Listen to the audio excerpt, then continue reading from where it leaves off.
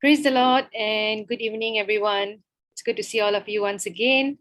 I'm Sister Nisha here, coordinator for today. So just before we begin, we also welcome, Reverend Dr. Jasmine Thassan. We also welcome our, lecturer, Brother Timothy, and all of you. We are still waiting for a lot of people who hasn't joined. If you know anyone, please remind them as well in the group or, so that they can join us on time. So just gentle reminder, if you have joined from your device's name, please kindly, rename yourself, your name and where you're from, your country, as a gentle reminder. And also next week, Pastor Jasmine would like to meet all students. Please kindly join at least 15 minutes before the lecture begins for a special announcement. So that's that. And without any delay, I would like to welcome Brother Timothy Frederick to start off with a word of prayer and begin the lecture for today. Yeah, thank you, Sis Nisha. I hope you can hear me, all of you. Yes. Yeah, thank you. Let's pray. Lord God, we thank you for giving us this wonderful time. We thank you for this ministry, the Vineyard Ministry, Lord, for you have given us this opportunity to study the Old Testament under the name journey of under the Old Testament. And Lord, we pray that today's lectures will be a blessed one as we are doing and deal with the creation which you are called us upon to search at our identity before you, to represent you in this world. And may, Lord, that as we journey through this lecture, we pray that you will give us enough wisdom and knowledge and understanding that we may be able to comprehend your word and be able to put forth in our actions in this world. Hear our prayer, O Lord. For this we pray in the name of our Lord and Savior Jesus Christ. Amen.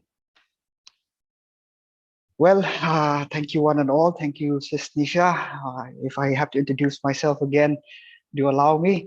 My name is Timothy Frederick Mao Kling. I'm from Northeast India.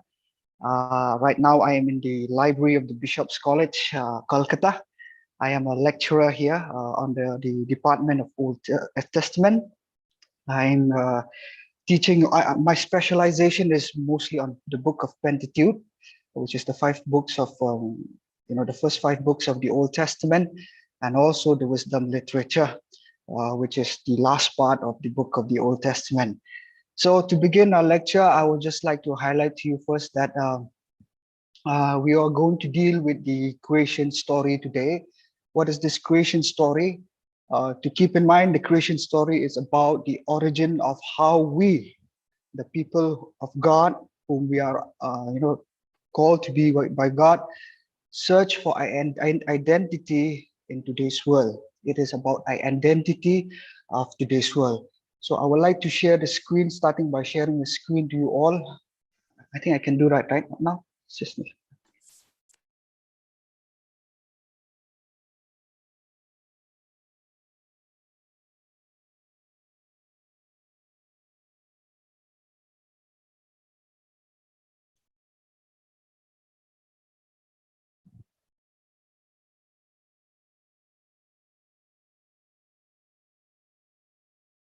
Yeah, I think you can see all. Yeah, creation stories. Okay, there's a creation story actually in the book of in the book of our Bible, in the book of Old Testament. It is also known as a Hebrew Bible. Before we go forward, and discuss about the creation story, I would like to give you some preliminary issues. Okay, we call it as preliminary issues. We don't call them as a problems. Okay, which is related to the creation story in the Old Testament. That is, the creation story belongs to Genesis chapter 1 to 11. Okay, it belongs to this Genesis chapter 1 to 11, in which many scholars, especially the 19th to 20th century scholars, they call this Genesis 1 to 11 as a myth, or as what we call a historical text. Actually, I don't know how I miss here. It is a historical text. It is not a historical text. I missed some word here. A historical. It starts with a historical. This text is actually this idea of Genesis 1 to 11 as a myth or as a historical text comes because of this, what we call as a kind of a philosophy where it grows during that day known as historicisms, in which B. Spinoza, okay, B. Spinoza was the one who started that idea where they try to read the Bible along with the history. What that is history is that the actual history. They try to research whether the Bible has or not with this history, the actual history that is happening in and around the world. And also it is with the growing fact of archaeology. Now, during that time, when they start the history, the study of history, they want to prove it. They want to prove with evidence. They want to give it the truth. So Genesis 1 to 11 has that problem. Okay, it has that problem where they cannot prove they cannot prove this with archaeology, with history, where did it begins, how did it begins. But we will prove it later whether it is myth or a historical text. We will see it later. Okay, because it has a worldview. This Genesis 1 to 11, it has with it a worldview. The second thing that we need to know in this preliminary issue related to the creation story is that it has two creation story within the book of Genesis, chapter 1 and chapter 2. Okay, there is a chapter 1 and chapter 2. And I believe when we're doing the past lectures, you might have heard the different traditions within the Bible. Now, you should keep in mind that the reason why there is this two creation story within the book of Genesis, within the book of our Bible itself as a whole, it's because there are different traditions that were there during that time that wrote about the theology. When we say the theology, that wrote about God, okay, how God created them, how God sustained them in their life. There are different traditions.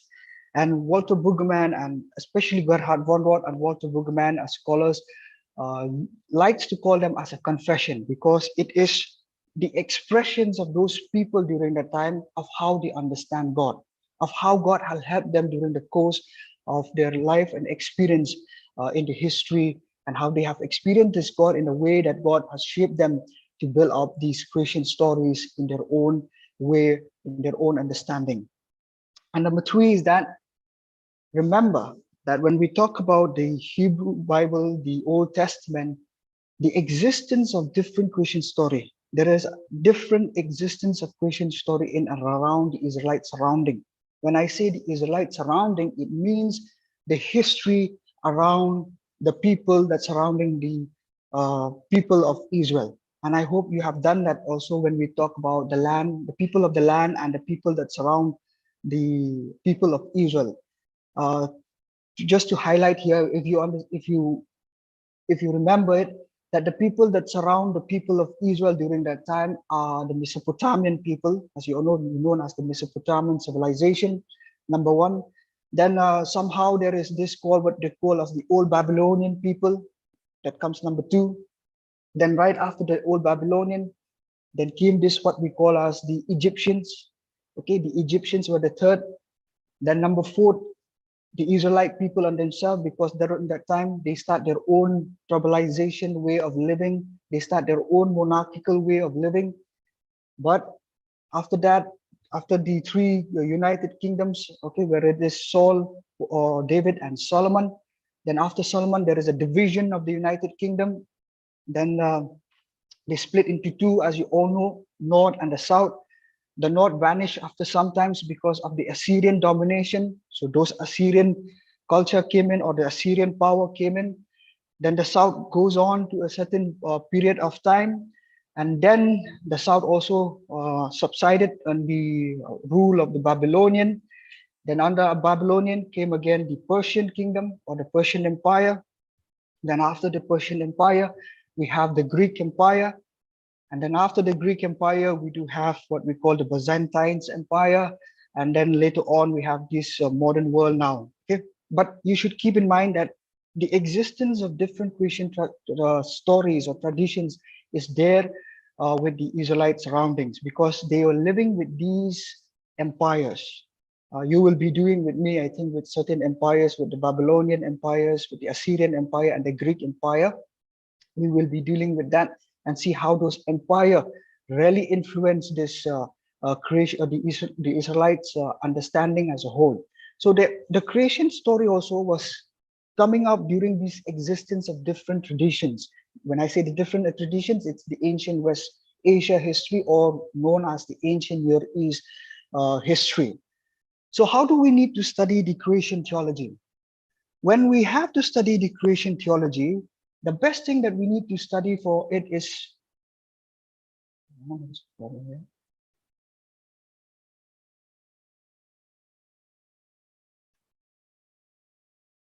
yeah, if we have to study the creation theory, I think that we need to study in parallel. Okay, we need to study the creation theology in parallel with this creation theology that is there in the ancient West Asia. Why?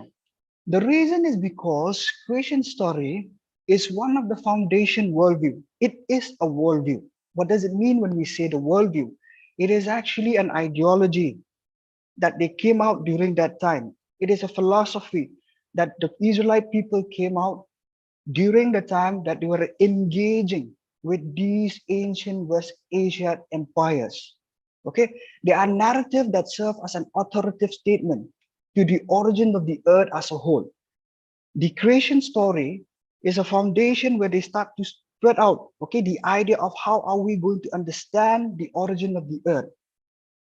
And interestingly, this origin of the earth has also an origin of identity for the Israelite people.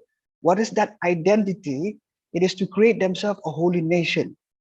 Exodus 19, chapter 5, the following, you will see that when God and before God enters into a covenant with the people of Israel, he said to Moses, okay, you want to enter into a covenant with me? You have to think of this one. That is, I will make you a treasured possessions.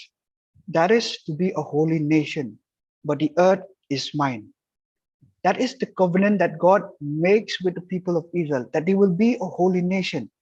So for them, when they found this, when they could create the worldview or the philosophy or the ideology of a creation story, they have with them also the idea that they will create an identity. That is, the origin of the earth should be the origin that give us also the identity of how are we to represent God in this world. Well, that's what I said. The authoritative statement is it's a worldview. It is a conceptual note that was composed, okay, that was being narrated, that was being propagated in the course of the history of Israel by the Israelite people in the course of history. It is that worldview. It is a conceptual note. The reason that we cannot, okay, the reason that we cannot put this one into the history, okay, into the history, the actual history, because it is an ideology. Okay, myth in today's world, we define it as a worldview. Everybody has a myth. I came from a tribal community. I do have a lot of creation theology of myself. And when we talk about these creation theologies about my own community, what we see is that it is just a worldview that represents our identity. The same way the creation story on the book of Israel, when they talk about the creation story, they represent what the identity of what Israel is supposed to be in the history of this world, and especially to be a representative of God. And as I said, that when you read as a conceptual note, it is better for us to understand this concept, okay, to understand this concept of Israel as an alternative concept. Okay? It is an alternative concept that was provided during that time in against, or we can say from, that counter the creation traditions of the ancient world, West Asian world. It is an alternative tradition that counters, I hope you understand when it says that counters, which means that's create an opposite, that create an opposite towards this creation traditions of the ancient West Asia world. Now, what was the reason that they create a counter? Why did they have to make this? Why didn't they just follow it? The same tradition that these ancient West Asia have, but rather they become it as a counter, they make it as a counter story towards this ancient West Asia. Now, that is the reason why that when we study the creation theology in the book, in our the Old Testament, in the Hebrew Bible, we need to read it with a parallel reading, not for the matter of how the universe come in. Now, this is also another issue that we need to understand in the creation story of our Old Testament. We don't see from the point of modern science, okay? And if you want to read this, you can read by the book of, it's there in the last part. I will give you all the books where you can read, okay? There is a book by Rolf Nerim, The Task of Old Testament Theology. There he has explained to us that we cannot read the book of, the book of creation theology story in the Old Testament as a modern science, as part of the modern science, because I'll tell you exactly, because one of it is because of the reason of the language. Now, in our English Bible, if you can see it, the beginning of this book says, in the beginning, okay? In the beginning. But if you see if you can look at, this is the Hebrew Bible that we are using. We Old Testament are using this Hebrew Bible here. Now, if you see this one, the first word it says Bereshit. Now, the first word it says Bereshit. What does it mean by that word? It means in beginning. It does not have the word the. Now, the word the, it is something related to something definite, something which is very sure. Now, that is the reason why we don't study it with the questions of how, when. Rather, we questions with this idea of saying why the universe came into being, why this creation story came into being. What was the reason that this creation story have within us today that we need to study? It is all because you will see that we are having this alternative, uh, you know, worldview against the ancient world Asia creation story. So that is the reason why we don't study the idea of creation story from how and when or what the modern science of it has been created during that time, this date, that date. No, we don't do that, because the very word that starts, it is in beginning. The word the is not there. So which means there is no definite. We don't know when it comes, how it comes, but we know God created it, but he created it with a purpose. And that's what we are going to study, that very purpose, with a parallel study of the creation traditions from the ancient West Asia world, along with the creation stories of Genesis 1 and Genesis 2.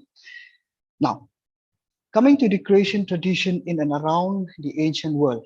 Okay, in and around the ancient world, as I've told you, I will deal with only three empires, that is the Mesopotamian empires, four empires, I'm sorry. The second is the Egyptian empires. Okay, number three is the Canaanite world, because when the Israelites were part of that world, were part of the Canon, were staying in the Canon, they were also influenced by the Canaanite culture.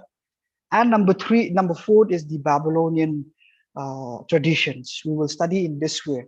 What are those creation traditions in and around the West Asia world? Number one is the Mesopotamia Empire. Number two is the Egyptians Empire.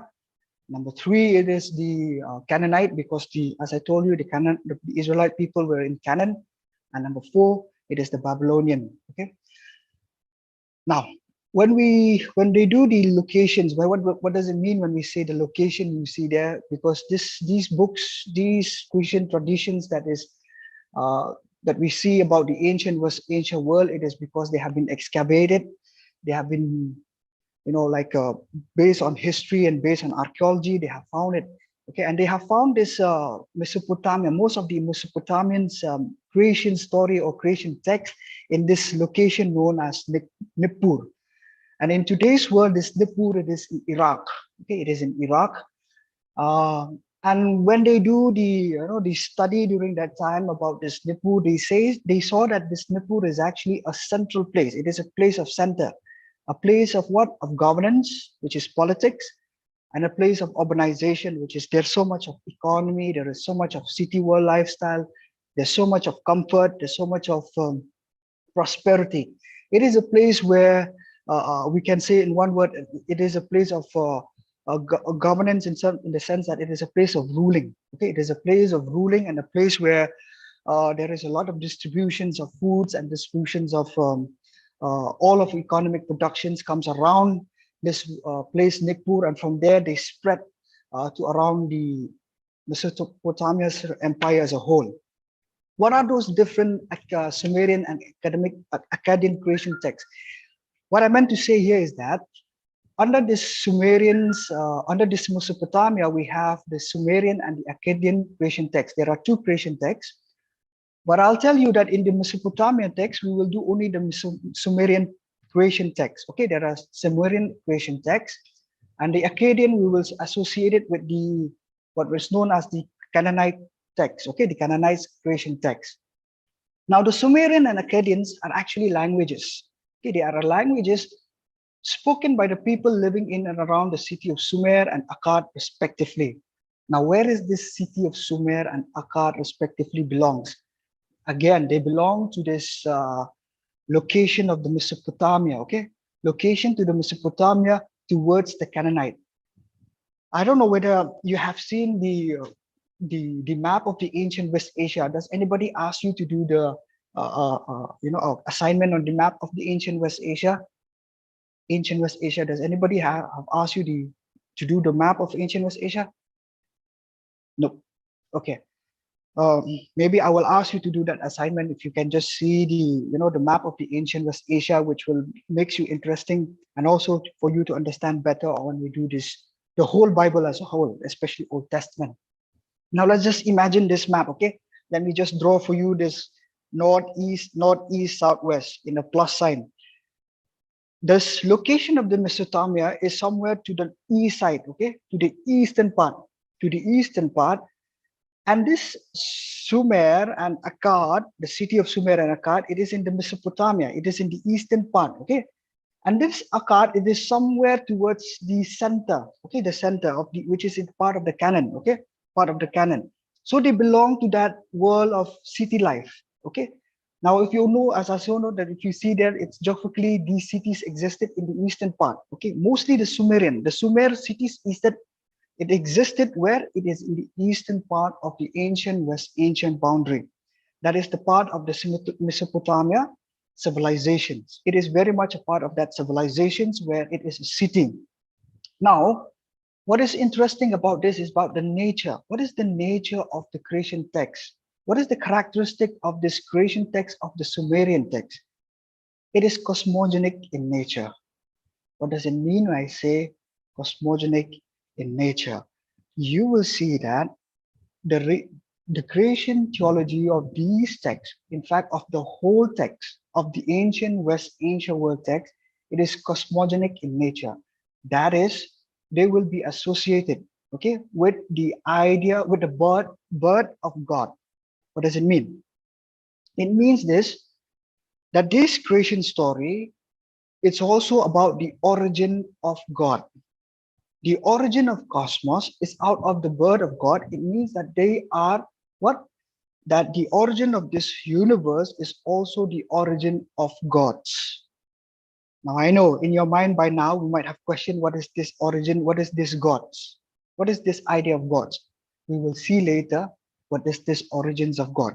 But just keep in mind that they are cosmogonic in nature. And what does it mean by that cosmogonic? I repeat, the origin of cosmos for them, the origin of creation for them, or this creation text for them is also the creation of gods.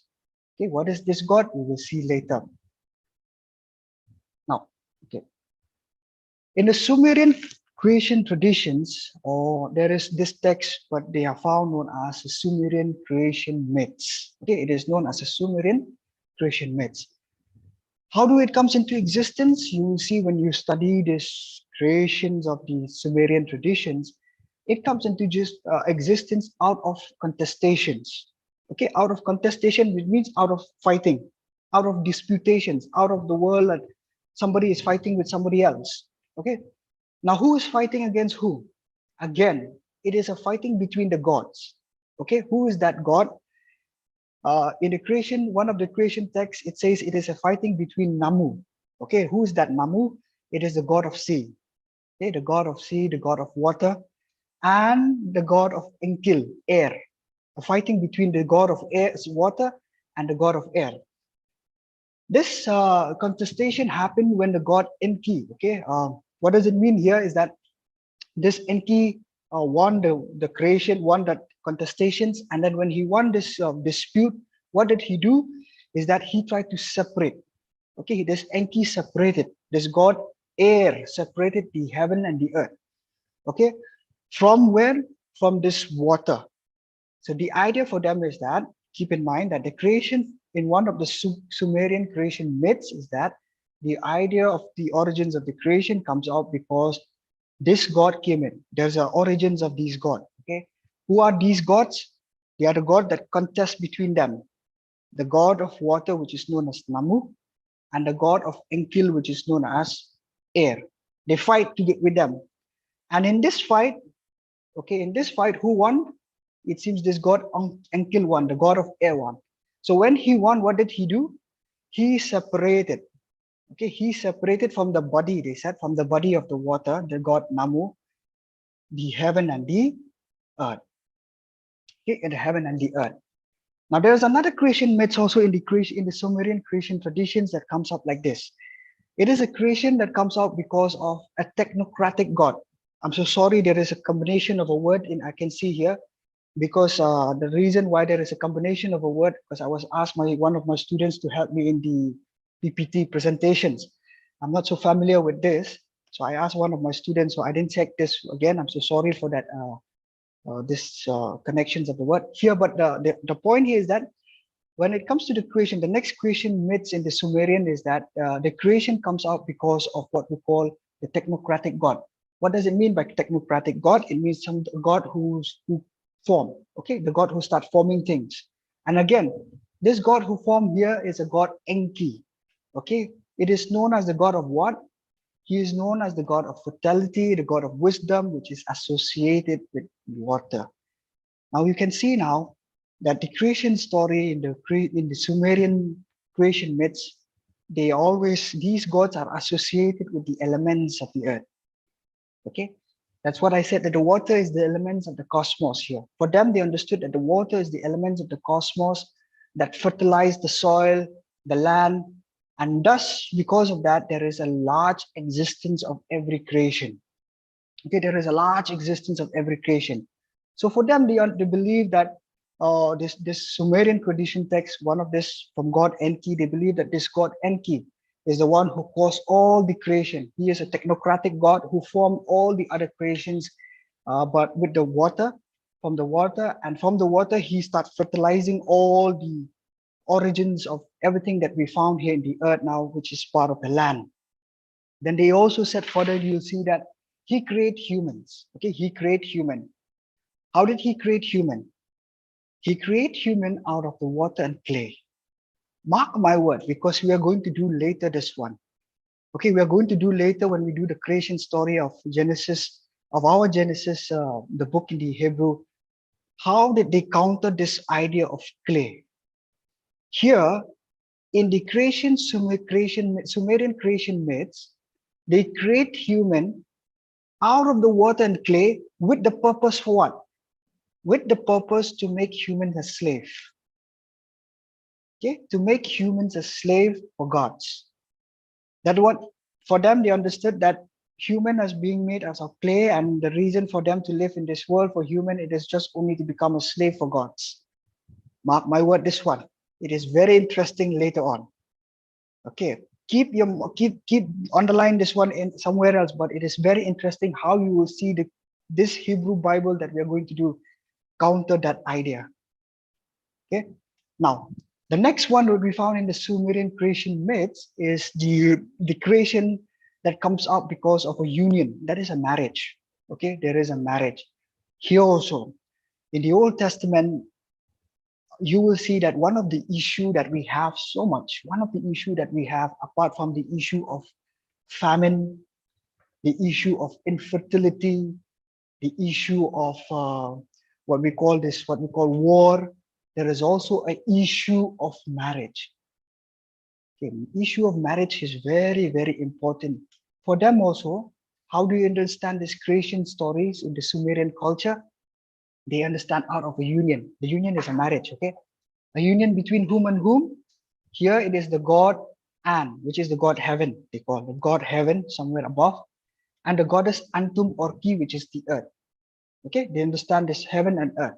So out of their union, they says that they bring forth the elements of the earth. What is that elements of the earth?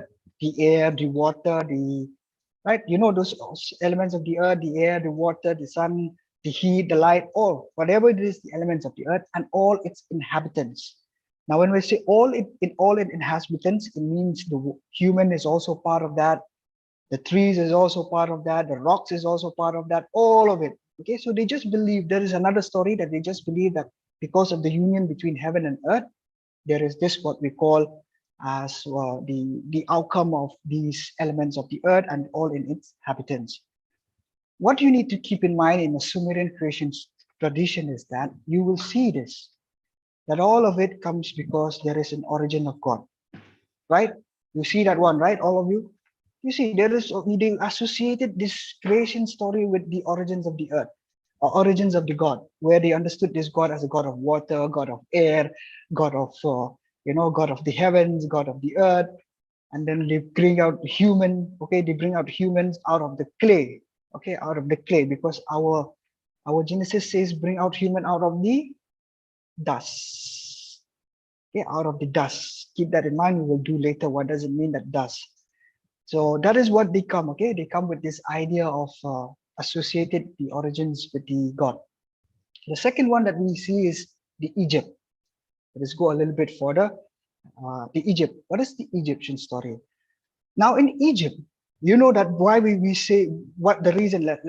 Listen to me here. Then the reason why did I choose Egypt is because Israel were part of Egypt, right? They were there under oppressions of Egypt. As you all know that the history of Israel, they were there as the oppressed people in the boundary of Egypt. So that's what we choose the creation story of Egypt as well. Now, in Egypt, what is the tradition in Egypt? You should keep in mind that when we talk about the creation story in the Egyptian traditions, this shows very clearly that their traditions comes out with the origin of God. It is in Egypt that we show so much clear that their traditions has the origins of God. When they talk about the creation story there, it is the creation of the origins of God. The fact of it is because why?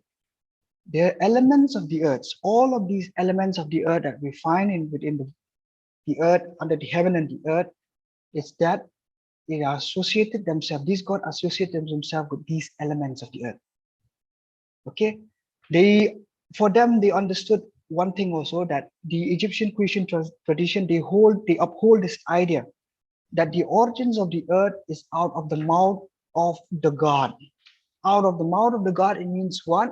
Out of the words and speech and the spit, maybe the vapor out of God, the words, the speech, all of that, it comes out. All of these origins of the earth, all of these part of the earth that we have now, it is believed in the Egypt that it is because of the God. They just spit, they just make a word. And it sounds like Genesis chapter 1, if you read carefully, because God said, right? God said, and everything is formed. So it sounds like Genesis chapter 1, but you will see later on that it has a very completely different perspective in it. Now, under this creation story of the book which we find in the Egyptian Empire, we will find that there are about 3 books. That is the Book of the Dead. We will also find the Burma Rings Papyrus and the Memphite theologies. Okay, the Memphite theologies. Now, on the Book of the Dead, under this Book of the Dead, you will see that the origin of creation is because of the water god. No, it's because of the water god Nun. And if you read this book, okay, it's very interesting that they see this god as the god of the Nile. Okay, the god of the Nile. You know that in Egypt, we used to say that during my childhood days also, we learned that what is Egypt? It is the gift of the Nile. We know that one. So they associated this god, okay, they associated this water god with the god Nun, which is the god Nile.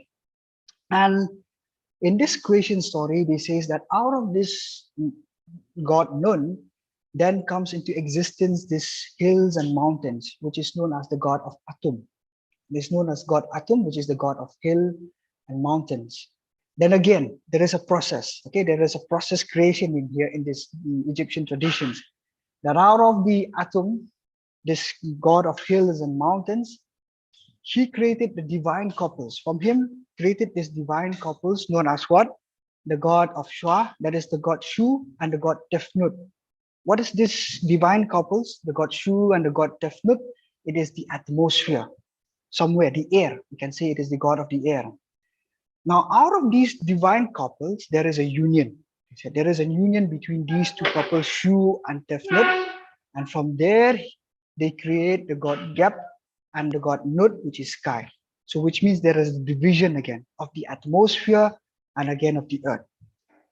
So, the thing with the Egyptians' creation story is that it is also a process. They try to understand this creation as a process creation, in which the origins of the creations is very much with the origins of the God. We don't say we don't see much with the Mesopotamian civilization, but we see it with the Egyptians. Okay, that they associate it with God. That these elements are God's, are God's origins. Now the second one is the Burman Rin Papyrus. In the Burman Rin's Papyrus, the origins of creation is because of the sun god. Who is this sun god? It is Re. Okay. Now keep in mind this Re is whom. Now for the Egyptian people, this sun god is very, very important because it is associated with Pharaoh. You know, it's Pharaoh. People call it Pharaoh or Pharaoh. The Pharaoh, you know, right? It is actually a name for the king of the Egypt, for the king of Egypt who hold the administration of politics and politics. So that's what they call it as a sun god. This Pharaoh is associated with the sun god. Now, out of this sun god, again, there is a process. There came into existence three other gods. Okay, there came into existence other gods, which is the god Nut, and then out of the god Nut came the god Nun, okay, and the god Nonet. Now keep in mind, out of this sun god, what they will try to do here, there came into existence what we call as a three ideas of creations or a three ideas of gods. How is that three ideas of God or three plates I use here? Okay, remember, it's like this. It's like 1, 2, 3. Okay, if you can look at me, okay, it's like 1, 2, 3. 1, 2, 3 in an ascending order, in a descending order. It doesn't matter, but 1, 2, 3. In here he says that out of this sun, God, the sun, the God of the sun, which is Re, he created these three gods. These three gods in an ascending order or a descending order, doesn't matter, as I said. But in the first plate or the first God, it is the sky, somewhere up above. Okay, somewhere up above. And in the second plate, it is the water, which is we can see in today's world. This is the foundation, they said. It is a God water. And the third plate, it is God Nonet, which is the underworld. Okay. First is the God, the sky, then comes second, the water, then come below the water, which is below it. It is the underworld known as the God Nonet. So they believe that this God of the sun, God Re, is a creation of these three type of gods, the three types of creations known as the sky, the water, and the underworld. So that is how we find with the Burman Rites Papyrus when they talk about the creation theologies of the Egyptians. Okay. The third one that we found is the Memphite theology. Okay, what is this Memphite theology? In this Memphite theology, it is very interesting because it seems that it is coming out during the time of when the Israelite peoples were there in Egypt as an oppressed god. But anyhow, when you look at this Memphite theologies, the origins of the creation is because of an industrial god known as Ptah. Why I call him as industrial god? Because when you read these texts, you will find that he is associated as a god of iron, a god of stones, a god of which, when I say stones, it's those semantic world. A god of stones, a god of iron, the god of it seems it comes up from the Iron Age, okay, the part of the Iron Age. And it is very urban in perspective. When I say urban, it means it has a city lifestyle. It has a city idea when we look at this Memphite theology. Because one of the reasons why we can say that it has a city lifestyle, because this particular theology of a god who create this, you can say the concrete jungle. It's because it came out because Memphite is also a capital city. Is a capital, one of the capital city in the Egypt. Okay, it is who create what? Who create 9 gods. Okay, who create 9 gods, 9 creations beginning again with Shu. As you all know who's Shu's and Tefnut, it is actually the air. Okay. And what is interesting about this Memphite theology, which we can clearly see here, is that this God Ptah, he created with what? He created the god, other gods, only by an act of speech, which means words. Okay. Keep in mind, actually, again, you underline this one. It's very interesting. You will see later on how they counter the with that God said, God said, God said. You know, the God said of our Genesis is also the act of speech. But how they counter, we will see later on, because only when we read the creation story of the Hebrew, we will understand how these people are so mean when they build up their creation theology. It's always only to create a problem on humans. Actually, it's always to create a problem to make slave on humans. I hope you understand till there. Okay, I hope if you have a questions, we will give time for you. I think in the maybe 15 to 20 minutes before the time. Okay, I will give time to you all. The next one is Canon. Okay, in Canon, these texts that we are going to deal, they have also been excavated. Okay, they have been excavated texts, which we will find in the, they have excavated in the place known as Tel Rash Sharma. Okay, the Tel is a mountain. Okay, it is known as Mountain Rash Sharma. It is in the Ugarit sites, which in today's world, it is the Syria, in Syria. Okay, in today's modern world or postmodern world, you can say it is in Syria. And if you look at this Ugarit sites, it is also known as a capital kingdom. Okay, a capital kingdom of what we call of Canon. It is very much a capital kingdom during the time of Canon. What text do we have? What creation text do we have in the Canon traditions of creation? It is the Ugaritic text. It is known as Ugaritic text. Now, what are these texts? They have two texts, actually three texts, but I choose only two texts. In these texts, one of the idea that they understood the creation is that they understood that the creation comes out because of this God El. Okay, who is this God El? They say because when you read this text, you will see that this El, this word El, is a creator of the creation and also the father of humanity. They give that what we call as a tag to this word El, to this God El. But this God El has with him a wife again. Okay, he is to procreate God and creation, and he did so in unison with his wife. Okay, so how you understand again that the creation of this Ugaritic text or the Canaanite creation theology comes out again of this unison marriage between God El and his wife known as Asherah, the god of fertility, which is the god of water. When we say the god of fertility, it means the god of water. And out of that, what they get is that they produce with them many gods. Okay, and you will find that they will produce with them this god Shahar, which is dust. Okay, dust, which means what is dust? It means the night, the twilight night before. It is that kind of the twilight, the night. Okay, and Shalim, it is the dawn, the morning, and other gods. What are that other gods? What are those other gods that we are going to discuss? It's Baal. Baal is one of the interesting gods we will have to discuss because there is a creation story which is associated with Baal fighting. Okay, that's what we have a Baal cycle also. And you can see even when you read the book of the Bible, the Old Testament, Baal is very important also, right? It's very much there. The god Baal is very much there that the people of Israel are fighting in and out during the course of the Old Testament history. Now, what is this Baal cycle? They have another creation story known as the Baal cycle. It is of two cycles. They are the texts that indicate the origins of the earth. Okay, the origins of the earth. Who is this Baal? He is the storm god, known as water again, part of the water, part of the rain, part of the air also.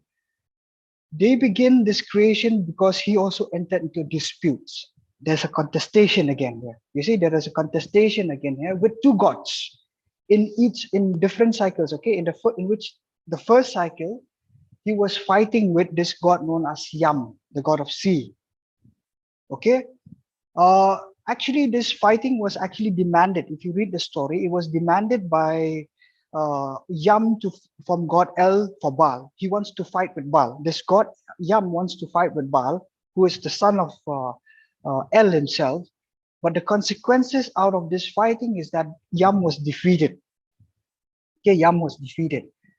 Then in the second cycle, you see again there is a fighting. Okay, how it is this fighting is happening? There's a dispute between with God Mot, that is the god of death. Okay, the god of death. Now, what is interesting in this fight is that Baal actually was defeated. Okay, Baal was actually defeated, but uh, you know he was revived again. Who revived this Baal? It is his sister. Who is this sister? When you look at it, is the word. It is the goddess Anat.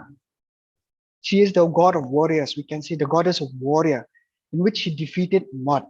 Now, when she defeated this god of Mud, they say that she went down to the underworld and then she revived back this god Baal, the god storm, the god rain.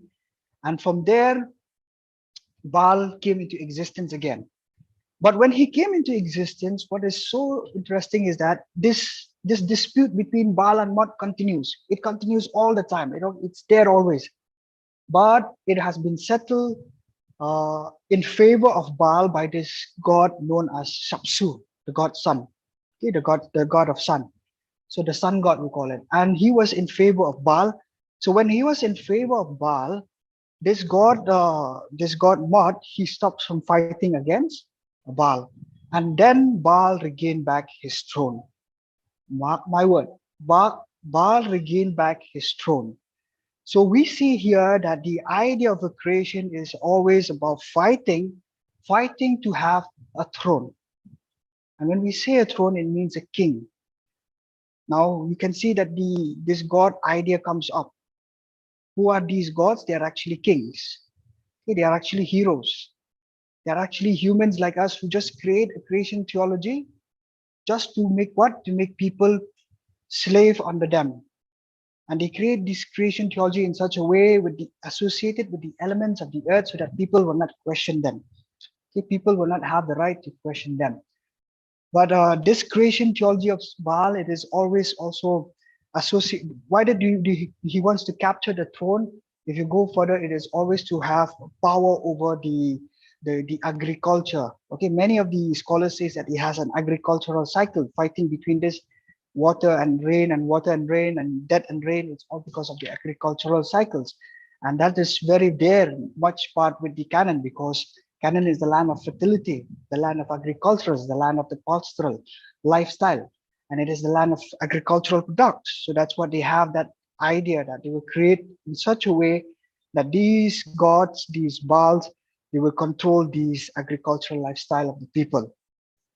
To see more further about that idea, you will see with the idea of what we know as the Babylonian idea, Babylonian creation myths.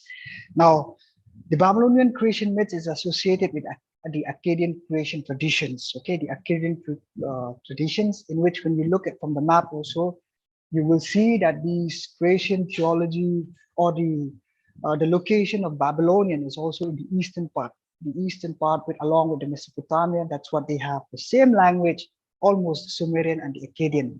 So that's what the Akkadian is associated with the Babylonian. Okay, in which there are two types of creation texts related with these Babylonian, known as the Akkadian creation traditions, which is the Artaxerxes epic and the Enuma Elish. Okay, the Artaxerxes epic and the Enuma Elish. How does Artaxerxes epic depicts the creation of the whole origins of the earth?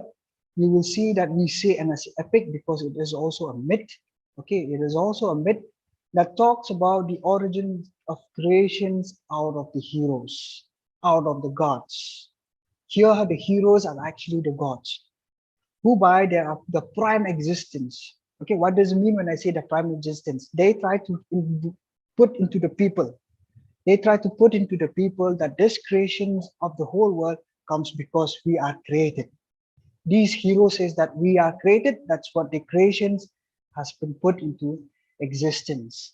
And there you see that their idea of origins of the creation is also again with the contestation, the disputes between gods. Okay, and what in the Arthahsis epic, it is between the lesser gods and the higher gods.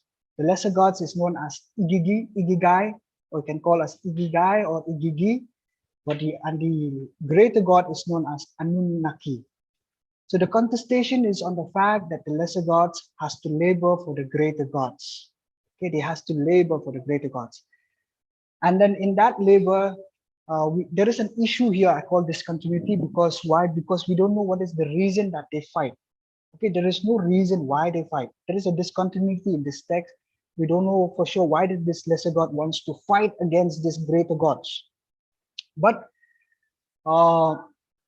in this fight, then Anunnaki was he was able to create this god Enki. Okay, he was able to create this god Enki, and Enki create humans. Okay, this god Enki create what? He creates human out of clay. Okay, out of the clay, again out of the blood and the spirit. Whose spirit? It is the spirit of this god, lesser god Igigi. Because why? This Igigi is seen as a rebel god. Okay, he was seen as a rebel god. So this Enki come into existence, who was part of this Anunnaki gods, who was part of the greater god. He came out and he created human out of the clay, blood, and the spirit, and that spirit was he was created out of this god Igigi. For what purpose they are created? Again, for toil. What is toil? To work.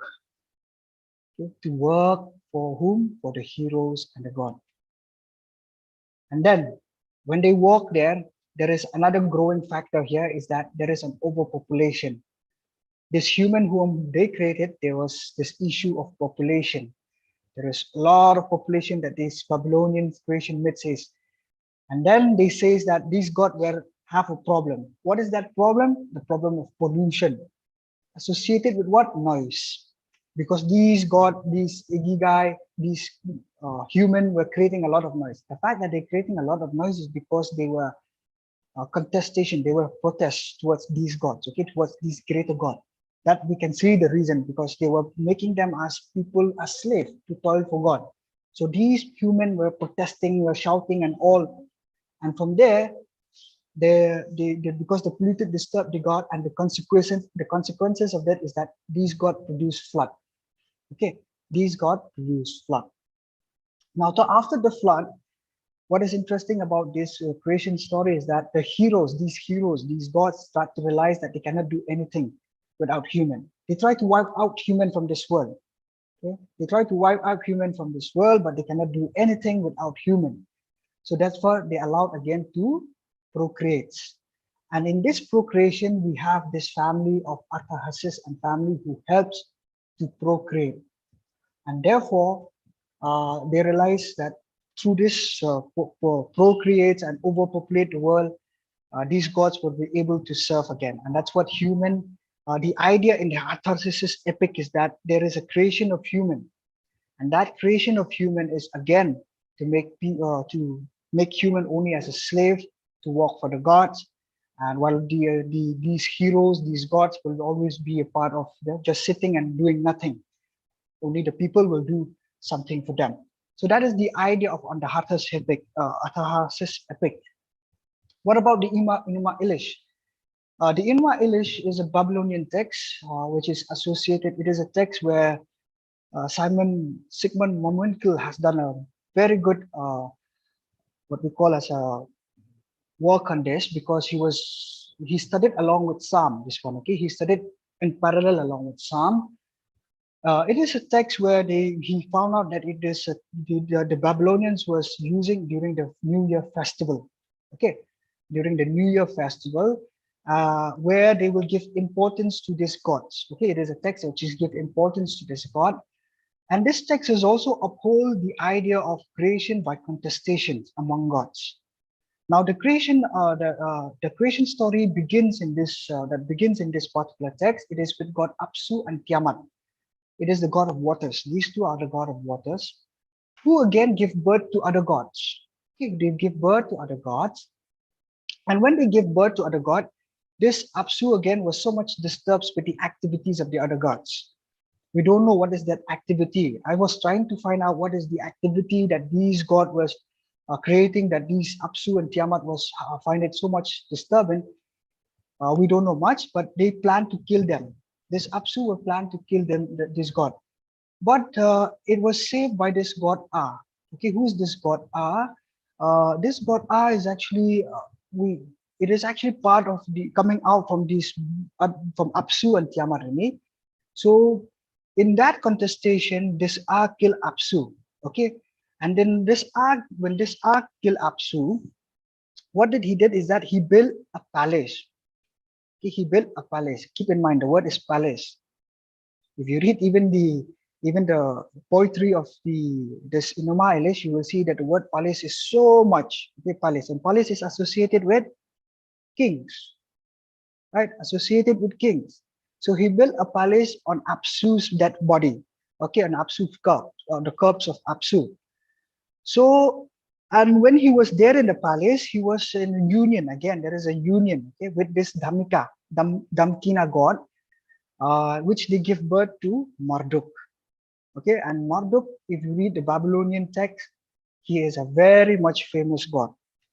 Okay, a very famous god because he's a great god among other gods. But again, the activity of this Marduk disturbs Tiamat. We don't know what is the activity. It's disturbed another god known as Tiamat. And then how did it happens? They went again into contestation. How did they went into contestation? Because when Tiamat is, they believe that he is the creator of all creator. So other gods were so afraid of this Tiamat.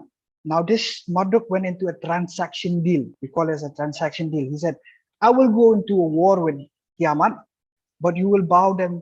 You will give if I won. What you need to do is that you will destine me as a king. You will destine me as a king. So he went into a war. Okay, he went into a war on behalf of these gods, on behalf of all the gods. And then Tiamat, or this Marduk, he fought with Tiamat, and the consequences is that he was able to defeat Tiamat. And from there, it says that in that poetry that he split Tiamat into two. Okay, he split Tiamat into two, which is the heaven and the earth. And then he ordered his father Ah. Okay, he ordered his father Ah, because he's a king now. He ordered his father Ah to make humans. Okay, to make humans out of Kingu. Now, what is this Kingu? Kingu is another god who was part with the Tiamat, with the god of Tiamat. Okay, now he was part of that Tiamat, and then Kingu was also defeated during that time when they fought with Tiamat. So out of this Kingu, the god Kingu, the blood of Kingu, or Kingu's blood, humans were created. And the purpose of it again also is that these humans, if you read the poetry of Inama Elish, you will see it is always to make slave for the god. It is always to give, to produce, to work for the god. Whatever you do, it is to do from the name of these gods. So that's what these gods are actually kings. Okay, these are actually kings in the ancient West Asia. Now, if you integrate this one, let us do the integration, the ancient West Asia creation tradition and integration. Okay, I use the integration. Now, if you integrate all of that, Mesopotamia, to Egyptians, to the Canadians, and to the Babylonians creation myths, you will find that the creation tradition of the ancient West Asia has its basis on the urban world. It has so much with the city. It has so much with the city lifestyle. The reason of it is because it is associated with capitals, it is associated with kingdoms. Okay, you will see the non-fight theology of the Egyptians. You will see the Sumerian, which is very much of the Akkad and the Sumer. The city lifestyle, we'll see with the Babylonians, which is so much of the what we call as the Akkadian, the language of the popular culture. And it is the paradigm of what when we see capital and kingdom, the paradigm of comfort and prosperity. They don't walk. Nobody walk. Okay, no God walk, right? It is the human who has to walk for them. So they were sitting with that creation theology of prosperity. Okay? The second thing is that there is a creation tradition has its basis on what? The origin of God, cosmogony. How do we know? The reason is because all the elements of the earth is associated with these gods: air, water, sun, Sun is associated with King Pharaohs. And I said, who are these gods? These gods are actually heroes, warriors, and kings. Their creation theologies is always a creation theologies that is within the reality, but the reality of prosperity and the reality of comfort, the reality of power. Okay, when they say the power of dominance, they want to create dominance on humans. Their creation theology is also a theology that sprung out of contestations, disputes among other gods. You see everything, there is always a fight, there is always a war. Why? Why there is always a war? Because they want a throne. And that throne represents what? Power and authority to rule the creation as a whole, to rule the cosmos as a whole. And out of that is that the creation of humankind is out from God's. They try to create, they try to form, technocratically they try to form this human. For what? It is only for the labor for gods, to labor for gods. So we can understand that these gods in the creation theology of the ancient West Asia, they are very liturgic God. Very, when we say liturgic, very lazy God. That they have to create human, they have to toil, not for their livelihood, not for the livelihood of human, but as slave for God's production. What does it mean for God's production? Whatever they do, human, whatever the human is doing for them, at the end of the day, they have to pay for those gods. It is not for them to live a life which is, for their own sake. It is only for the sake of these gods, these heroes, these warriors, these kings. Now the question is, when we go further, is this the same creation theology that we have in the book of Old Testament, in the book of the Hebrew Bible? And I'm telling you, no, it is not the same, because it's an alternative traditions that we have. They provide an alternative way of understanding creation theology. Without further ado, we will go there. And that is the creation story of Hebrew traditions. Okay.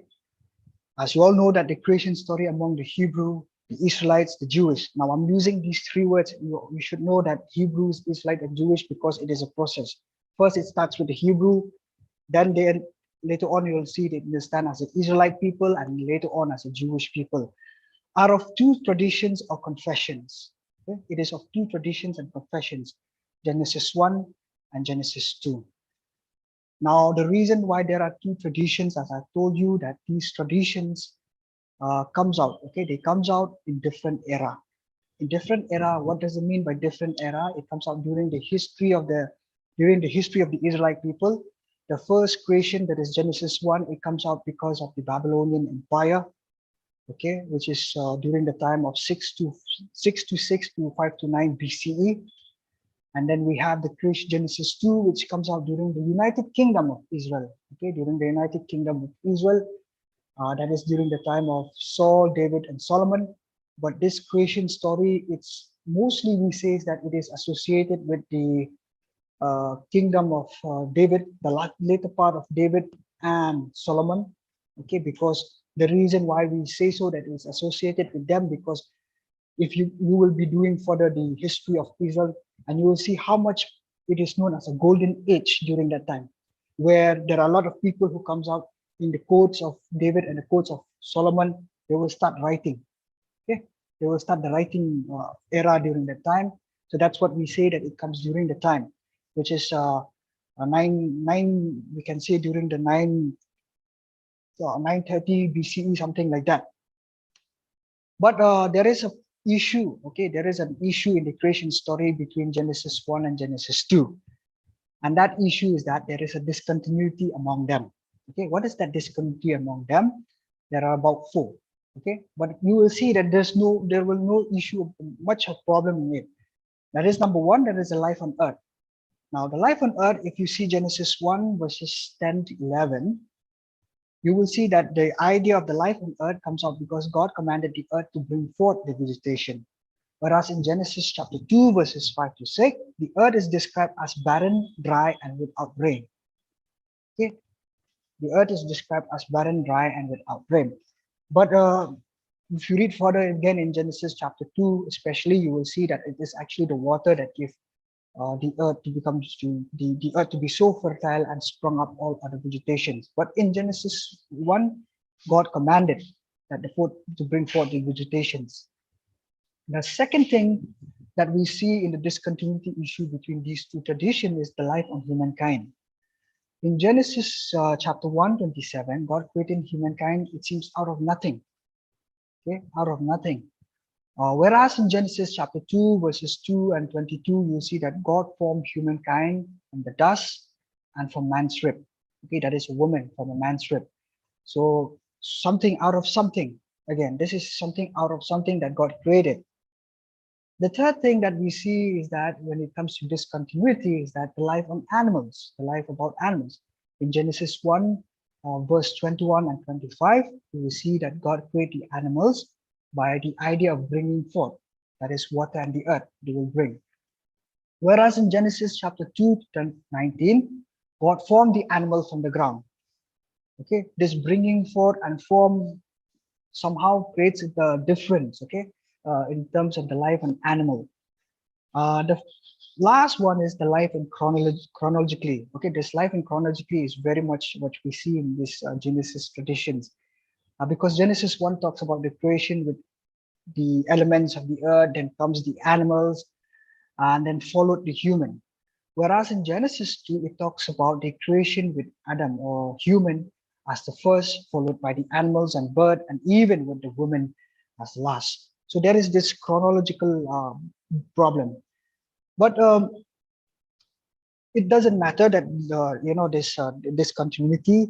But what does matter is that we will see the Genesis 1. Okay, how we will see this Genesis 1 and Genesis 2 separately now. Genesis 1, you will see that the origin of creation comes out of because of God, comes out because of God's speech, words, okay, because of the word set.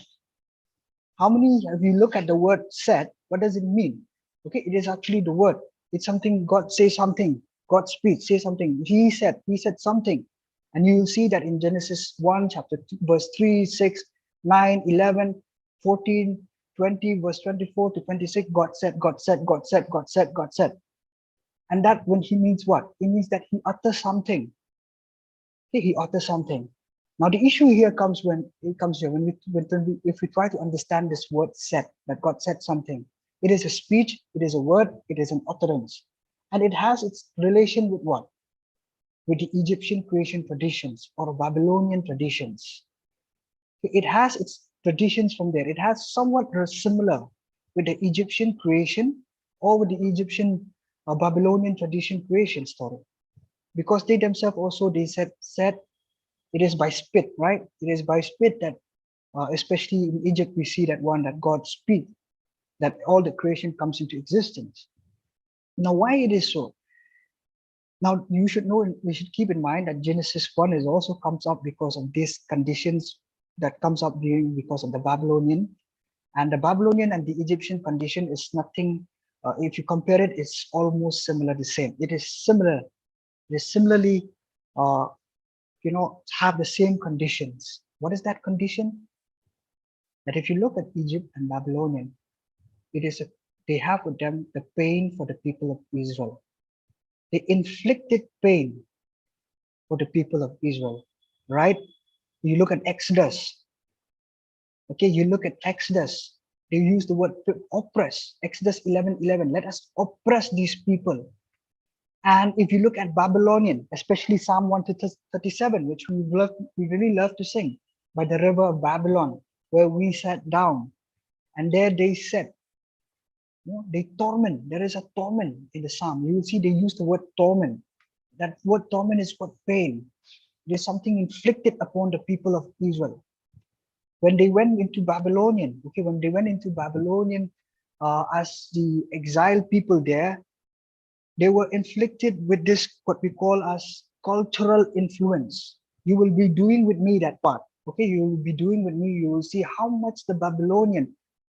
In fact, the Babylonian, if you read the book by Walter Brueggemann, The Homecoming, it is actually a commentary on Jeremiah. Okay, the book is actually a commentary on Jeremiah. And the name is Homecoming. You will see it is how much He said that the Babylonian has this unipolar garment. What is this unipolar garment? It is that one world garment, one religion, one culture, no other culture. That's what these people are so much in pain. They cannot do anything. Psalm 137, they said, sing for us. Sing for us in your song of Zion if you can now. That is the idea that they want to put. Okay, because you cannot do it. You cannot do it here in Babylon. So there's much of oppression. There's much of torment for them. That's what the creation, Genesis 1, comes out because of pain. Pain comes out because of the power to control, simply by the matter of words. What does it mean when I say the matter of words? If you look at Exodus 1 to 11, okay, Exodus chapter 11, you see that you will get this idea that this Pharaoh was saying, let us see these people of Israel, they have raised in numbers. Let us make us a policy. Let us make us something to them that they will not fight against us. So it is somewhere in the court scheme that they were sitting and they see the problem of Israel and they start making a policy that they will fight against these people with the policy. The same way the Babylonian is doing so. They take them to exile for what? To inflict them with this, what we call a policy of unipolar, one world government, a one world idea, a one world creation. So that's what they were not allowed to do anything apart from the Babylonian traditions. So that was the condition that time. It is nothing far from our condition now also. Okay. If we have to deal to that, if we have to go and deal with that also, there are some countries where we cannot do so. So that's what the conceptual condition of Genesis 1, the word said, it's never to inflict pain on any creation. If you look at Genesis 1, okay, Genesis 1, never. It is never to inflict pain on the whole creation. It is never to put pain on the whole creation. And that's what they counter that condition of pain because of the word what? The word good. How do I want to argue that one? I want to argue from the word good. Because in Genesis 1, chapter 4, verse 4, verse 10, verse 12, verse 18, 21, 25, 31, there is always, after every creation, God said, it is good. What does it mean when it says good? That every creation are relational. Every creation are for one another. They are not in contestation. That's what, never in contestation, but on mutual needs for one another. I cannot live without air. Human cannot live without air. When you cannot live without air, it means you're dead already. You cannot live without food, right? And the food comes out because of the land. You cannot live with animals because animal can help us in many, many things. You cannot live with the rain. If there's no rain, then there will be drought for us. You cannot live without, that's what everything is relational. Okay? Never in a contestation. There's always a mutual need for one another. The second thing that it is good, okay? The second thing is that it's good is because of the image of God. Okay, the thing that we see from here is that it is good, it is also because of the image of God. What is this image of God? When you look at the creation story of Genesis 1, the image of God is about the creation of humankind. Now, I want you to understand this image of God. When he said that I created you in my image, in his image, it is try to understand in the form of a picture. I come up from, in today's world we love selfie, right? I mean, everybody do love selfie, do love picture. So when you click an picture or a picture, it comes that image of yours. But you need to understand here, okay? You need to understand here that the picture, it has an impressions of a particular person or a thing. But the issue is this. In this particular Genesis 1, humans are not gods. When you look at that picture, you're not saying that you are God. Okay, but what does it imply? It implies that we have as human the character of God. As human, we do have the character of God. We can impersonate that character of God. Now, I'm saying this because of the word likeness. I'm saying this because of the word likeness. The word image of God doesn't come out just image. It comes with likeness. What does it mean, likeness? If you see in the form of a simile, right? We say like father, like son. When we say like father, like son, it doesn't mean that the father is like a son. Like you have that image of a father, or the son has an image of a father, but it says a character. It represents the idea of a character, of a behavior. So we too can have and impersonate that character of God. But the question again comes, what is the character of God here in Genesis 1? Now, when you look at it clearly, the creation story, the character of God that humankind needs to impersonate or needs to possess is hospitality. Now, why did I say hospitality? If you look at Genesis 1, especially 29 to 31, God is a God who provides. Okay, God is the God who provides. So that what? God is the host. Hospitality, when we study from the point of hotel management, I believe my friend, he studied from the hostel, IHM, Indian Hostel Management, or the Indian Institute of Management. I do have friends and work from there. And one of the things that they said is that I got this idea mostly, especially from them, because I saw them how much they give so much importance to the guests. That hospitality idea is there, where they have the host. Okay, they are the host. And God is the host of the cosmos. It's the host of the universe. It's the host of the world who serve and provides every creature with the right to food and the right to live. So the idea here is that when we have the character of God also, what we need to do is that we need to possess this character that we will serve others. We will also provide others. So does it counter now the creation of the ancient West Asia, where we don't create other human as slave. We create human important. We create human as guests, each other human as a guest, by providing what? The food and the way to live and their life. Human needs to possess this one. Okay, we need to possess the attitude of God, which is the power within us to serve and the power within us to provide towards the self, which is us itself, and others, which is the people, our neighbor. When I say neighbors, others, it means our neighbor. Now, this idea doesn't come out because I just said it. It comes out because God says, Jesus himself said, love your neighbor as you love thyself. It has that ideas of a self and an others. The others here is a neighbor.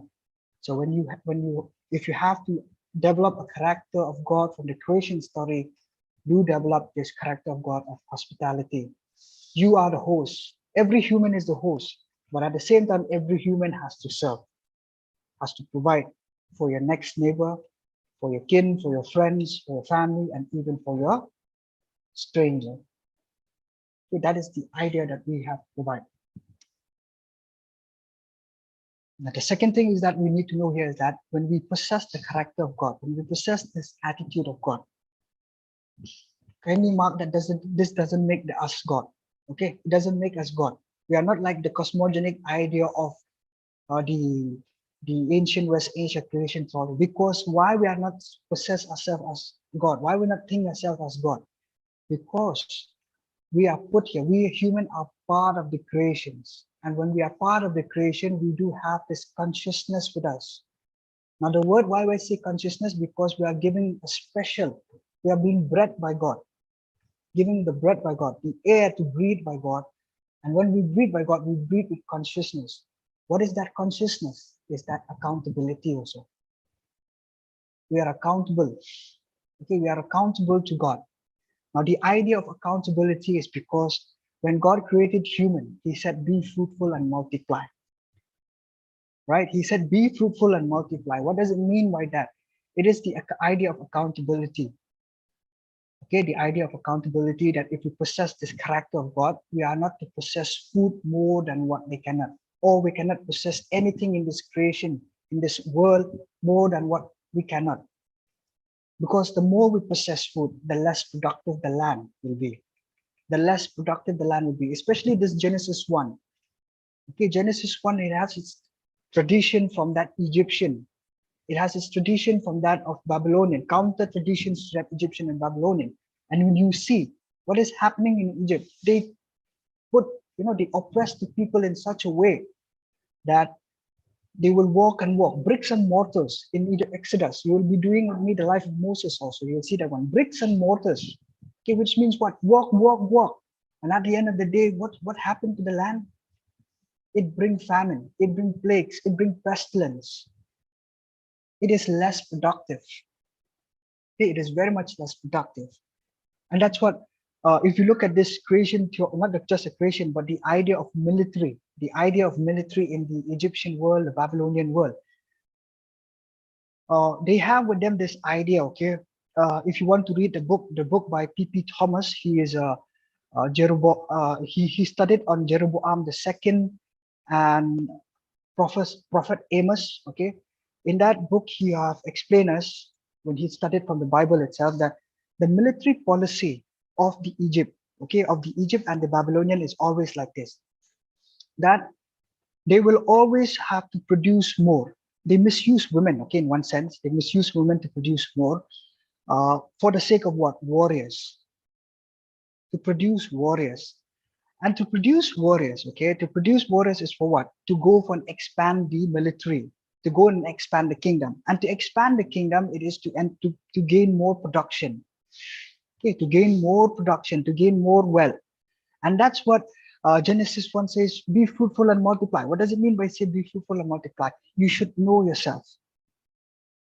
Know yourself how much you got and multiply accordingly. It is not like that. See, in Babylonian, they want to overpopulate the world, right? This issue is also the issue that counters the overpopulation. We cannot overpopulate the world, but you have the consciousness, how much you can do with that of how much you can do. You cannot go beyond what you cannot. As human, this is the idea of limitation. And with limitations, we also have accountability. And if not because of that, I don't think so there will be a parable of talents. Right? The parables of talents is a parable of accountability. Okay, the parable of accountability, that much you have, that much you can do. And that's what you will be produced. It doesn't matter. But in the Genesis 1 to 11, we have to be accountable. Okay, Genesis 1, we have to be very much accountable towards our productions, okay, towards our productions. And that's what he created, the last one, we call it as a creation of the rest, known as Sabbath. Why did he created God through this tradition, created this idea of a rest and the Sabbath? Because I believe they have already found that when you are too much with the land, too much overproductive of the land, there will be this issue of famine, the issue of plague, and the issue of pestilence. So you need a rest. You need a rest for anything. If not because of that, we human also will not rest at night. The night is the rest for us, because for the next day we will become more productive to our own life. So the same way for the land, for the production also, we do need a rest. Genesis 2, okay? Genesis 2 is the origin of a creation that comes out because of God forming the creation. And this forming of creation is somewhat we have to understand as the idea of innovation, that God is the innovator. It is not human the innovator, okay? God is the one who formed out of something. So God is the innovator. God is the one who processed this, what we call as a created thing. But one of the issue that we did here is that God formed a human first out of the dust for human. We find that one when we do the issue. So because of that, we say that this creation has a humanistic approach. It has a very much humanistic approach. And more to that, it is androcentric in focus. When I say androcentric in focus, it means man. Okay, that man thing is there. Okay, that man, not woman, man thing is there. Okay, the man in focus. Man became the focal point, the focal center point of creations. And he's created out of what? Out of the dust, not clay. Okay, out of the dust, not clay. Now, why it is very interesting, I told you this dust and clay. Now, clay, when you say out of a clay, you will have this idea of what? Of a sculptor. You know a sculptor? A potter, the idea of a potter who makes plan, who makes, shape all the pots and all, but mostly it is a sculptor. In today's world, we can see as a sculptor who makes things, the image. But out of the dust, God created. What does it mean, and out of the dust? If you do like this, can you create something out of the dust? It's very hard. It is a small particle where we humans find it so hard. We find it irrelevant, actually, right? Who doesn't find it irrelevant? Well, all of us, we find the dust so much irrelevant. It created a lot of, like sneezing, or we can call anything. It's so much out of irrelevant, but for God, it is something good. See, that God created out of something which is irrelevant. He is creating that image of God. Okay, He is creating in us, human, the image of God. Not out, it is something out of what we call as unimportant and make us important into this world. It is not an innovation. The innovation belongs to God. See, this is the idea that I want to put to you, that the innovation belongs to God. He created out of nothing for us, out of something which is very important. Not like those gods and heroes of the kings of the ancient West Asia. They created out of a clay. Okay, they created out of a clay and then they try to create an image for themselves. Okay, the pyramids is one that can give us the clear paradigm that they created an image of themselves. And I wish, excuse me, and I wish that I can, we will talk when we do the life of Moses of how the Tower of Babel is going to relate. Okay, the Tower of Babel, which is also known as, we don't find archaeologically, but it is that tower where we believe that the Babylonian wants to create, wants to create the one world garment. How do we know the one world garment there? Because it is there that the counter is there on that one language, one culture, because it is a split of many different languages there. So many languages are there. So that's what God, when He created out of the dust for us, because He created out of something which is very unimportant and make us very important. And how to become important? It is for us again to carry the idea of accountability. This Genesis 2 has a protection. When we say protection, has a connection, a clear connection with this, what we call the idea of accountability. The idea of accountability, as being fruitful and multiply, as I've said. But how so we can do it? How so we can see in this very text? It is to till and keep the earth. To till and keep the earth, it is that every human has to work for life. And in very much with this Genesis 2, which is from the Canaanite, it is based on agriculture, okay? Based on agriculture, which is during that time. Every woman has to do the work for living and to live. But it is not only to live, okay? It is also to keep. And to live, it is also for us to keep. That is what? It is to conserve the earth. Because this earth, it's not our property. You believe that this earth is not our property. Exodus chapter 9, verses 5.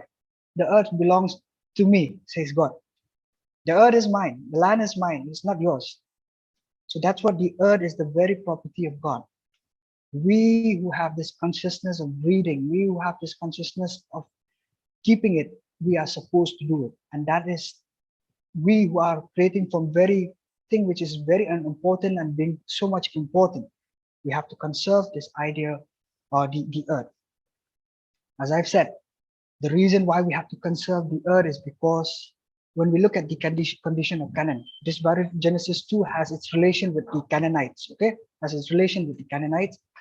What is the condition of Canaanites? Exodus chapter 3, although it already says, right? The land flowing with milk and honey.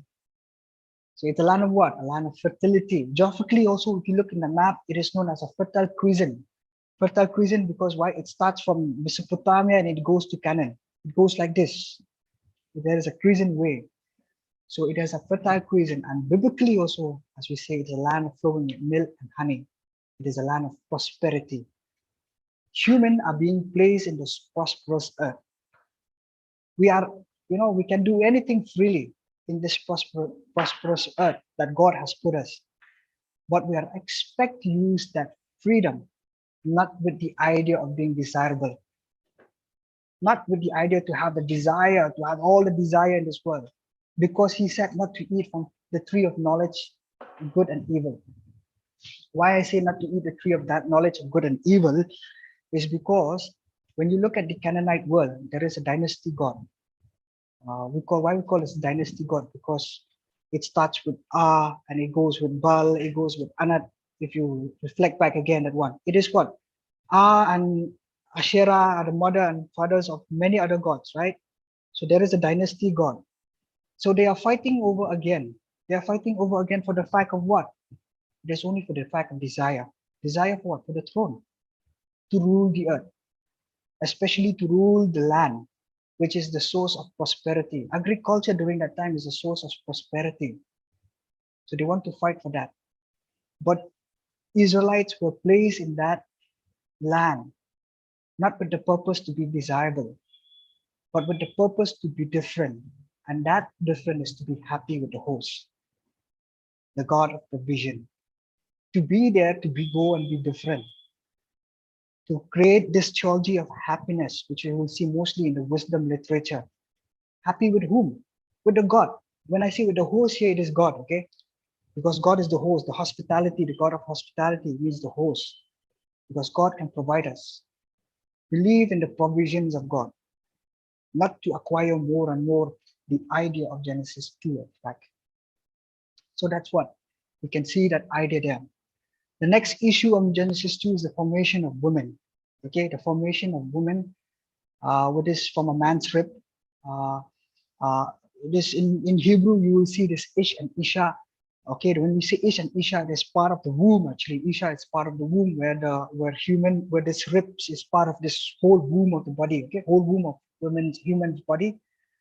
But what is interesting about this formation of women is that I want you to understand that it is a formation that a formation of marriage mostly, a formation of companionship. Okay, a formation of marriage, of companionship, a formation of sexuality with its multiplicity to multiply, a formation of family to generate. It is the idea that counter the idea of population. Okay, now why did we counter the idea of population? Because we know that we have accountability, and in God always, when you are accountable, remember that if you are accountable to your work, you will always have the rewards. That's true. Okay, you will always have the reward with you. There is a cause and effect in God. If you do good for God, you will always have the rewards for God. You will have all the rewards of prosperity. And in Genesis 2, I call this prosperity is giving names to the animals, because after he said, till it and keep it, he was giving the rewards. That is giving names to the animals, which means there is a domestication of animals. And this domestication of animals, it is a kind of a reward that the human get it in order to take animals as a help for the tilling work. Okay, for the work to till. Okay, for the work to serve more on the land. So, as a man alone will not be able to do so. Right, a man alone will not be able to do so, and he needs a companion. That's what the formation of women is, a formation of marriage. And marriage, why I say it is marriage, because in the Old Testament, there is a lot of issue of marriage. There is a misuse of marriage that you will see, especially in the ancient world. There is a misuse of marriage. But here, they want to understand marriage as what? As a societal factor towards multiplicity, sexuality, we call it as a multiplicity to create a family. And a family is to create a generation. What kind of a generation? Women has that power. Okay, the power of generation, it is women. It is a woman who create the legacy of our family. And I'm not just saying this so, because if you read the story of Jacob, how he becomes he choose as the tribe of Israel is because of his mother Rebecca. He is very much a mama's boy, we call. In today's word, we can call us a mama's boy. He's very much with a mama. Okay, and that's what she shaped him in so much a way to become a serving son. If you don't believe me, you look at the text itself. Esau was very much a hunter, and Jacob was very much a mama's boy, loved to sit with his mama. And because she shaped him in such a way to serve the whole community. That's what the family comes up with the importance of a woman. I was raised up by a single mother, and I don't understand this one. My dad died long time back, so I was raised up as one, and I was so much attached to my mom. So I know how much the character of that mother comes to me. And I can see that one, okay? I can really see that one. I can really uphold this one. But what is more important is that these mothers also can help us to share the principle of God. Woman has that capacity. And that capacity is the capacity to share the character of hospitality and accountability, which is the very character of God here in this creation story. Okay. So what is the Hebrew creation tradition to wind up as a theology? If you can just see the screen, all of you, it's very good. You can understand. It is an alternative story. It is an alternative worldview from that which belongs to the ancient West Asia. It is never myth, as not real. Okay, it is never myth. You see that it has its foundation with all the Egyptian world, with all the Babylonian world, with all the Mesopotamian. It's never myth. If you have to understand the myth as something is a story which is not real, myth, it is something which is a concept that comes out of the reality. And I'm saying this why? Because I think that the Babylonian, when they created, this creation story, they were not allowed. Okay, I think many countries under Babylonian, under many nations under Babylonian, they were not allowed to bring out their own ideas. They are only allowed to be part of the Babylonian world. That's what you see if you look at the book of Daniel. Daniel refused to eat what? The food. Food is a culture, right? Food is a culture. He refused to eat the food of the Babylonian. They imposed them to eat. So there is that. Even the food also they impose. So myth is what? It is a conceptual reality where they make it with a symbols or a kind of a concept to counter the ancient West Ancient world. Humans, king, heroes are no gods. So we are no gods among the creations. Remember that we are no gods among the creation, but we are clearly the impression of God. When I say the impression of God, we can have the character of God. We can possess with us that character of God. Human kings and heroes are part of the creations, are just part of our creation, part of God's creation. We are not the king, the crown. We are just part of the creation, endowed with the responsibility of God's character. What is that? Hospitality and accountability in the history, in the book of Genesis. And human kings and heroes are hospitable only by building relationship with other creations. Okay, we are hospitable. We can bring out that ideas of creation, the idea of hospitality only when we are in towards others. We are not living here individualistically. We are living here by means of relationally, by serving the creation and by giving others towards our neighbors. Human kings or heroes are accountable only by realizing bread with consciousness. I use the word. That what is that bread and consciousness? Because God gave us the bread. And when we breathe, we become conscious. We become conscious only when we breathe. If we don't breathe, we already died. We will not be able to understand ourselves. But we breathe because God gave us that. That is the best gift ever that God gives to human. And I used to say that it is now and forever gift. It will not be there anymore. It is this gift that we have to take it. And when we take it with consciousness. What is that consciousness? Realizing what? The power of happiness. And what is that power of happiness? Is that we human are limited in ourselves. And that's what we are no gods. We are limited to ourselves. Yet with that limitation, we need others. Help in order to further care and to further generate the principle of God. So we are here as a representative of God. And I said in the beginning that we are the origin of creation is also the origin of identity. This is our identity. The identity that is we are no gods, but we have the impressions, the character of God within us that we will be able to present to this world by serving them, by providing them, and by also remember ourselves that we are limited in our own capacity, in our own potentiality. But we will do the best as God calls us and leave God the rest because it is the right thing to do so, I believe. Thank you. Anyway, do you have a questions and answer? You can feel free to questions or clarification and doubts. You can feel free to ask.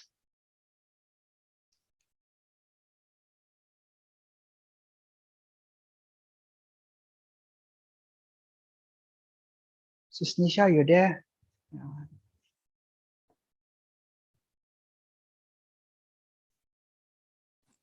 Sister Michelle is there to assist Okay. you. Yes, Okay. sir. Yeah. I'm done with my lecture. And then if you have any questions or clarification or any doubts, they can feel free to ask. Okay, actually, I will enable the chat, the unmute button so that all our students can actually unmute themselves to ask you the questions. Okay. Okay, if that's the case, then uh,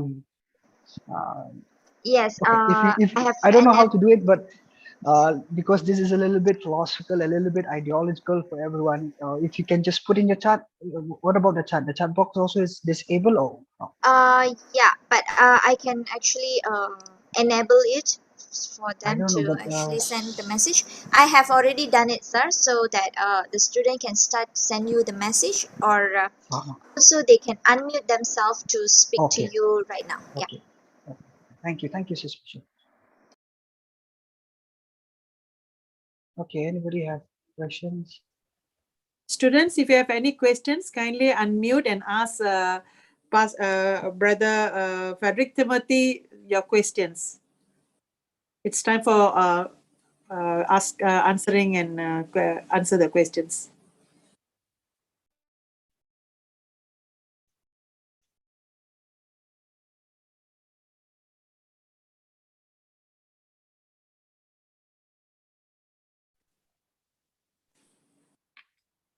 I think all our students really understand well your, class. They have no. It looks like there's no question.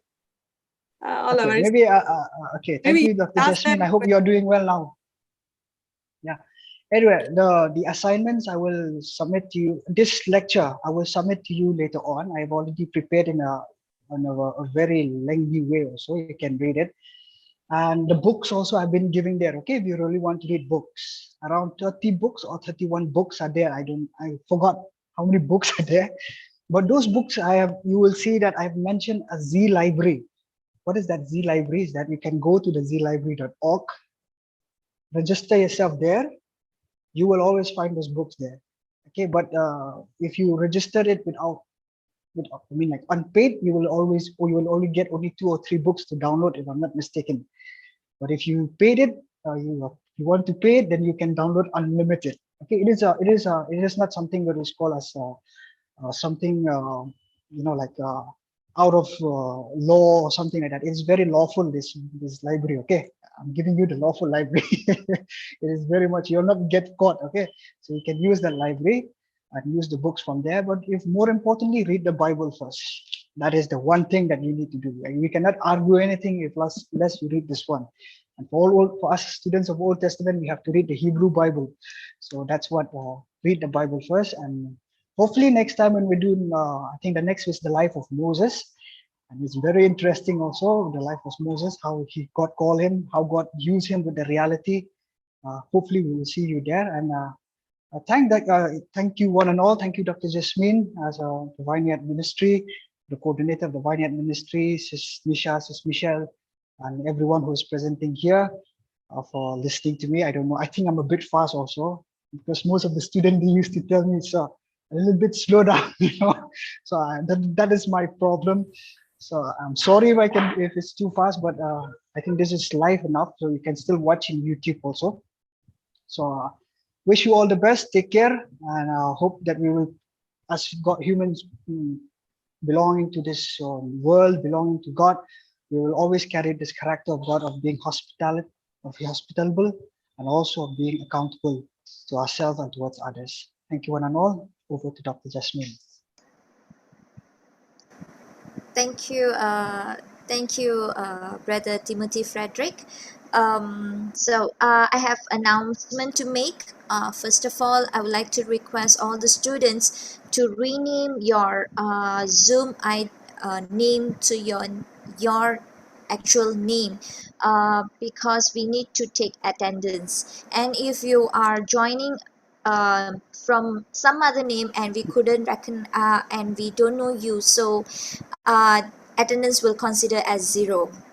Although you have attended today, but we don't see your name here, it will marked as 0 attendance for the day. And students, you are requested to join 10 to 15 minutes early to the class next week, for next week. So please do join 15 minutes earlier, because Reverend Dr. Jasmine Tazan has announcement to make to see all the students next week. So Reverend Dr. Jasmine Tazan, you have anything to add on? No, today's class is wonderful, and it is not fast. It was slow and steady. I'm sure every student understand it very clearly. And students, if you have any questions, kindly post it in a WhatsApp group. I'm sure our beloved lecturer will answer your questions there. Okay, God bless you. Thank you, Reverend Dr. Jasmine Tazan. We would like to request one of our students to do the closing prayer, so that we can end the session today. Okay, we'll call Brother T. Vijay Kumar from India to do the closing prayer.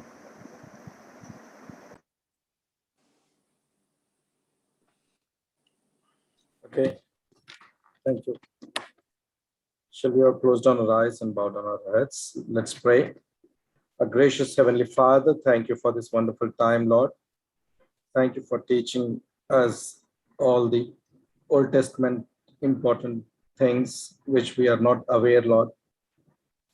Such a wonderful lectures you have been giving to us. We bless the Vineyard Ministries, Dr. Jasmine Tazan and others, Lord, who are all helping in this sessions to go on smoothly. We also thank for the Brother Frederick, who is wonderfully teaching, Lord. Bless each and every participant, students who are all here, Lord. Once again, thank you for this time, and bless each and every one. In Jesus' name we ask and pray. Amen. Thank you so much, Brother Vijay. So with this, we come to a conclusion. See you all next week. Please log in 15 minutes before the class. So we do not want students to come halfway through, 1 hour late. If you have any issues with your connections, kindly reach out to me and also Sister Michelle or Sister Nisha. We will able to, take your excuses, and when you join in later, then you will get a full attendance. Okay. May God bless you. Shabbat Shalom. Have a wonderful weekend. See you all.